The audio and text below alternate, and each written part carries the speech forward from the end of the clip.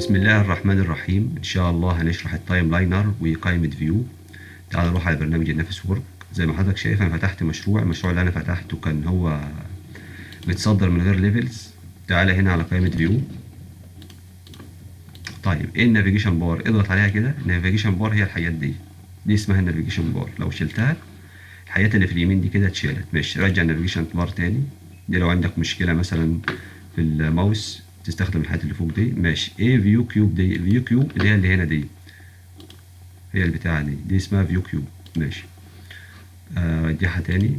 طيب تعال نشوف ايه ديت. عايزك تبص هنا على الشمال، البوزيشن والاكس واي ارياز. لو انت عايز اكسس، عفوا اكس واي زد اكسس، هي الحاجات دي. ماشي، وليكن ايه ريفرنس فيو، وليكن عايز اشوف البلان بتاع المبنى ده. اضغط عليها، طلع لنا هنا كده فيو اشوف فيها البلان. نفس الفكره، سيكشن فيو لو انا عايز اشوف سيكشن للمبنى ده. ماشي، شيل دي وشيل دي مش لازمه. طيب انا دلوقتي عايز اشوف الجريدات اللي هنا اللي انا عاملها. شو جريد دلوقتي انت شفتهم، ولكن عايز اتنقل ما بينهم. خليها اباف، مش ظاهره ولا ايه؟ ماشي، بلو تحت. ماشي، اول لو انت تظهر في المبنى كله مفيش اي مشكله. هما دول حركهم كده عشان يظهروا. ماشي، تعالى هنا فيكسد خليها تحت. نفس الفكره، اباف اول بلو. طب لو عايزين نشيلها عشان مش تخيلنا، اضغط على فول سكرين دي. اللهم صل على سيدنا محمد. انت شايف دلوقتي مش عارف تطلع منها. طب اطلع منها ازاي؟ هتضغط على زرار فانكشن اللابتوب مع اف 11 كده، يبقى احنا طلعنا منها. وليكن مثلا لو انا عندي كمبيوتر، خلاص اضغط على اف 11 على طول من غير زرار فانكشن، هتعمل فول فيو، تدخل وتطلع منها. ايه سبليت فيو دي لو انت عايز تقسم الشاشه. تعالى هنا سبليت هوريزونتال، سبليت فيرتيكال، قسم لنا الشاشه اللي تحت دي. ماشي جميل. دي لو انا عايز اظهر حاجات من هنا مثلا، وليكن اللهم صل على سيدنا محمد. لو انت عايز تظهر حاجات، وليكن حتى هنا كلاش ديتكتيف، هيظهر لنا قائمه بتاعت كلاش ديتكتيف. طبعا دي ان شاء الله اللي هشرحها هتبقى موجود. او دي لو انت عايز مثلا الورك سبيس اللي هي زي الموجوده في الاوتوكاد واي برامج من برامج الاوتوديسك. ولكن مثلا مش عايز العب فيها، يعني ايه ماليش مزاج، يبقى انت العب فيها وشوفها. دي لو انت عايز تسيف الورك سبيس بتاعتك. ولا اقول لك تعالى، بقول لك هنا نافس ورك ستاندرد. طبعا هيفتح ويقفل، سيبه يفتح براحته. طبعا زي ما احنا شايفين كده هو حط لي الحاجات ده تحت كده. هنا برضو فتح ملال الدنيا. تعال على فيو تاني، قائمة فيو. تعال نجرب اللي تحتها. بيقول لك نافس ورك مينيمال ديت او مينيمم، اسمها مينيمال. سيبها تفتح. طبعا البرنامج فتح معي وعمل كده. ماشي، طبعا جربهم مفيش اي مشكلة. ده لو انت عايز تسيب الورك سبيس بتاعتك. طبعا هشتغل على اللي هي المينيمال ديت. جميل. تعالى هنا على قائمة هوم، نروح على قائمة هوم.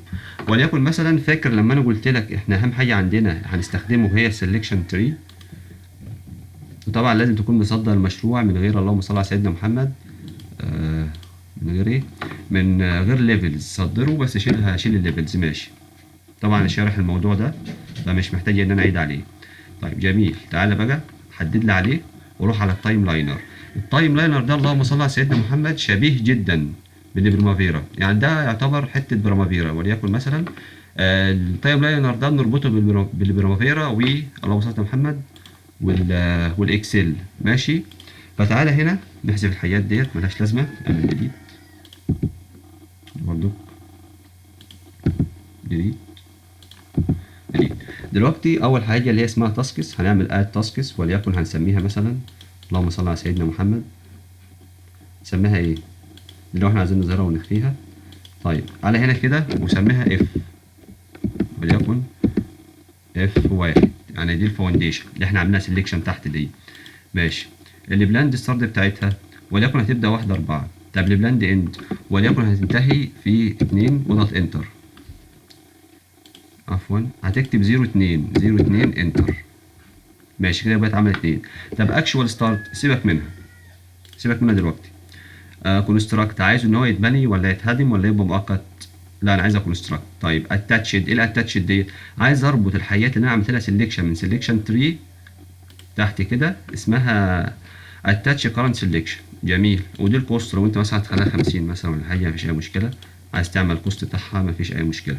طيب ايه اللي تحت ديت؟ تعالى ننزل تحت، وليكن structure framing. عايز مثلا اللي يبدا بعد ما تعمل تنفيذ المشروع، عايز اللي يبدا بعديها الستراكشر فريمنج اللي انا ماسكها ديت، ما فيش اي مشكله. وليكن هنسميها مثلا فريم. عايزك بس تفهم الفكره يعني، مش تعالى هنا 02 انتر. جميل. طب هنا اللهم صل على سيدنا محمد 03 انتر. ماشي. هو هيبتدي يوم 2/4 وينتهي يوم 3/4. سيبك من الاكشوال ستارت ديت والاكشوال اند هشرحها. تعالى هنا هنخليها كونستراكت، وعايز اتاتشد.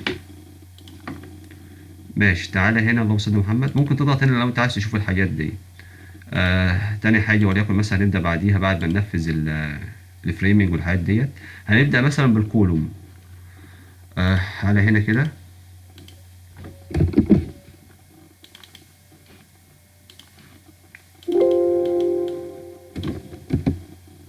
وليكن هسميها سي، وهاجي هنا هتبدا وليكن اللهم صل على سيدنا محمد 03 انتر، وتحت هنا هتنتهي اللهم صل على سيدنا محمد 04 انتر. ماشي. عايزه تعمل كونستراكت، عايزه تتبني. جميل. تعالى هنا اتاتش كرنت سيلكشن. يعني في حاجات تانية ممكن ازودها عليك، بس انا عايز افهمك بس فكره التايم لاينر. سيبك من الليفلز دي. تعالى هنا على الفلور، وليكن مثلا اخر حاجه تتعمل هي الفلور. ماشي. جميل.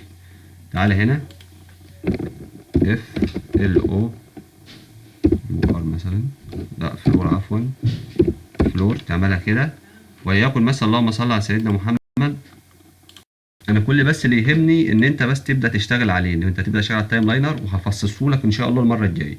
04 وقت ما دين ينتهي دي يبدا اللهم صل على محمد، وتخليها مثلا 05 انتر. جميل. ايه ده، احنا نسينا نعمل دي كانت فريمنج.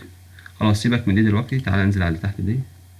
لا مش دي، دي دي الفريمنج عفوا. عايزة تبقى كونستراكت اتاتش كارنت سيلكشن. تعالى كده. دلوقتي احنا عملنا شوية حاجات كده، عايز بس افهمك هي بدأ ازاي وعاملة ازاي. كونفيجريشن، لا سيميوليشن. ماشي. ماشي. عايزك تيجي هنا وتضغط على ده تشغل دنيا. طبعا زي ما انت شايف هيبدأ في تنفيذ اللهم صل على سيدنا محمد الفاونديشن، وبعد كده الفريمنج. هيبدأ بالفريمنج. طبعا الحاجات ديت يعني فيها حاجات غلط يعني. طبعا هشغلها تاني اهي. طبعا زي ما حضرتك شايف كده اللهم صل على سيدنا محمد. بعد كده الكولوم اتعمل، وبعد كده الفلورنج. ديت الفلورنج بقى هيتعمل. طبعا دلوقتي شغالها عكس. انا بس اللي يهمني ان انت تعرف تعمل الفكره بس دي، انا عايزك بس تعملها بايدك. طيب على ما اعتقد كده حضرتك يعني لو عملت ديت هتبقى كويس ان شاء الله. طيب حاليا ان شاء الله هشرحها دلوقتي تاني، تاسكات والحاجات ديت. تعالى هنا سيبك من ده. طيب تعالى هنا كده، هنا مثلا ديليت، برضو قدامها ديليت. طيب اول حاجه احنا وليكن مثلا، فاكر لما انا كنت بقول لك اعمل سيلكشن، ولكن اعمل هنا على فاونديشن، في حاجه هنا اسمها السيتس. عايزك تعمل سيف سيلكشن، هيفتح لنا قائمه السيتس، وليكن مثلا اسميها فاونديشن F1 مثلا.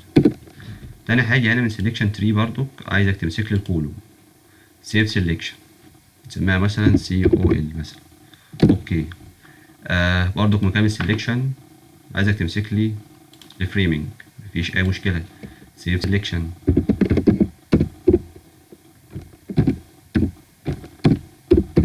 مثلا جميل انتر. من قائمه برضك ديت انا برضك بعمل كده عشان انجز بس. هنمسك مثلا الفلور. جميل سيف سيلكشن انتر. ماشي. اللهم صل على سيدنا محمد عشان نخلص منها. وليكن مثلا دي اسم المشروع. تعالى هنا على قائمه ست، عايزك تمسك لي F1. طبعا مسافات حددتها تحت هنا اهيت. جميل. تعالى هنا المشروع ان شاء الله هيبدأ في 1/4 وينتهي في 2/4. طب ايه الاكشوال ستارت؟ الاكشوال ستارت هي البداية الفعلية للمشروع. ممكن يكون المشروع هيبدأ 1/4 وينتهي 2/4، ده فعلا. ولكن لو اكشوال ممكن يبدأ 5/4 05 انتر. ممكن هيبدأ 5 4، ممكن ينتهي 0 مثلا وليكن 6 عادي. هي دي البداية بتاعته، البداية اللي احنا خططنا عليها المشروع. يعني احنا خططنا المشروع كده. كان هفصص لك التايم لاينر دي دلوقتي ان شاء الله.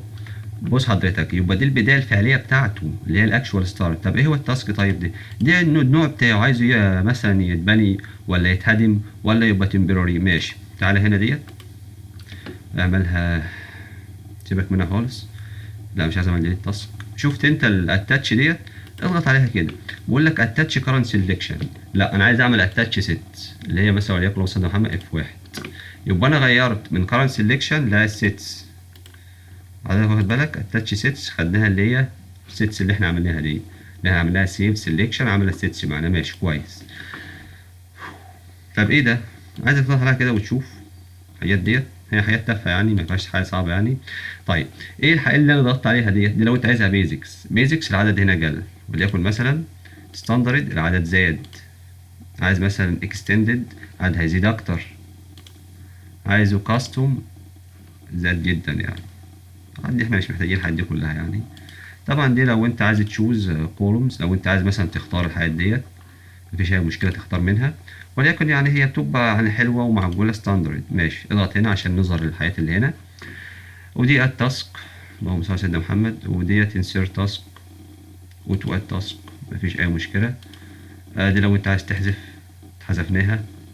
تعالى هنا اتاتش، لو انا عايز اعمل اتاتش كارنت سيلكشن، عمل هنا سيتس F1، مفيش اي مشكله. و to attach using rules، لا مش عايزينها. حتى دي يعني ما ملهاش لازمة يعني. اللي هي لو انت عايز تحذف، لو احنا مثلا عملنا هنا، عملنا دي construct كده، حتى يعني ايه مش مستخدمة بكثرة يعني. لغاية هنا ده هتحذفها، تحذف الحاجات اللي احنا عملناها هنا في الاتاتشد. لو سيدنا محمد اتاتش ايتم، لو انت عايز ايتم والحاجات ديت فسيبك منها يعني. تعالى هنا على الاولى اللي احنا عملناها، هنعمل وليكن F1. جميل. هيبدأ امتى؟ وليكن نخليه 1 4. بلاند اند هيبقى 2 4. انتر. عفوا لازم تعمل 0 2. ماشي. سيبك انت من الاكشوال ستارت وديت. والاتاتش ان شاء الله خليها اللي هي اتاتش سيت F1. جميل. ماشي. نعمل كمان نضيف كده كام تاسك كده ورا بعض. جميل. تعالى هنا كولوم كده، انا هبدأ بعديها على طول الكولوم. اعمل اتاتش كارنت سيلكشن، مفيش اي مشكلة. وليكن هتبقى هنا COL. طب والبلاند ستارت هخليها دي انتهت 2، هخلي تبدأ 2 0 2. انتر. تنتهي 0 3. انتر. والنوع بتاعها كونستراكت. جميل. تعالى هنا على السيتس اللي بعديها، وليكن مثلا نمسك الفريمنج. تعالى هنا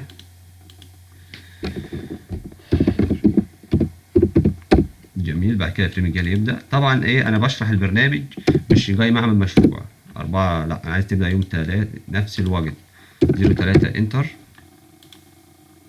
وانتهي 0 4 انتر.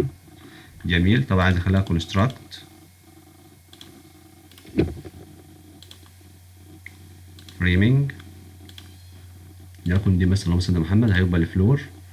جميل. عايز الفلور يبدأ، هيبقى هنا نسميه مثلا فلور. يبدأ وليكن اللهم صل على سيدنا محمد 0 4 انتر. وينتهي اللهم صل على سيدنا محمد 0 5 انتر. تعالى هنا خليها كونستراكت عشان احنا هنبني مش هنهدم. تعالى هنا اتاتش فلور. دي ملهاش لازمه، نعملها ديليت. ماشي. ايه الداتا ريسورس دي لو احنا ان شاء الله لما اجي نستورد من الاكسل والحاجات ديت، ولو في برضه برافيرا ومايكروسوفت بروجكت. ماشي جميل. تعالى هنا كونفيجريشن. الكونفيجريشن دي يا جماعه اللي هي الالوان والبتاع اللي احنا ايه ممكن وليكن مثلا عايز تغير الوان من هنا غير، مفيش اي مشكله. وليكن الجرين 90% خليها جرين كده على طول، مفيش اي مشكله. وبقى يختار بقى شي بقى ايه، هو هيغير الاعدادات مع نفسه. يا حبيبة قلبي. البتاع ده لما يتقل معاكوا كده سيبه. اوبا البرنامج وقف، واللي انا عملته كله هيروح.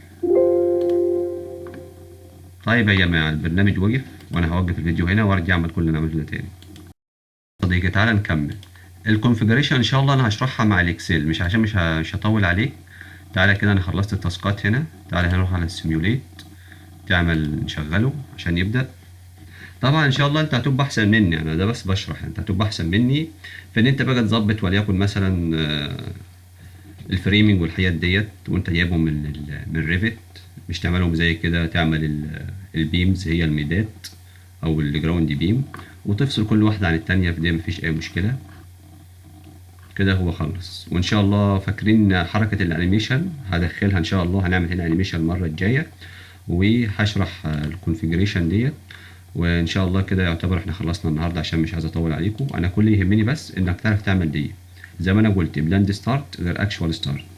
انا اللي يهمني بس انك تعرف تعملها. تعالى كده نغير الكونستراكت دي، بدل ما هي كده نخليها ديموليش ديموليش ديموليش ديموليش. تعالى هنا على السيميوليت كنت شغالها بالراجع. تعالى بص هنا تحت كده، طبعا كل حاجه تتهدى اهيت.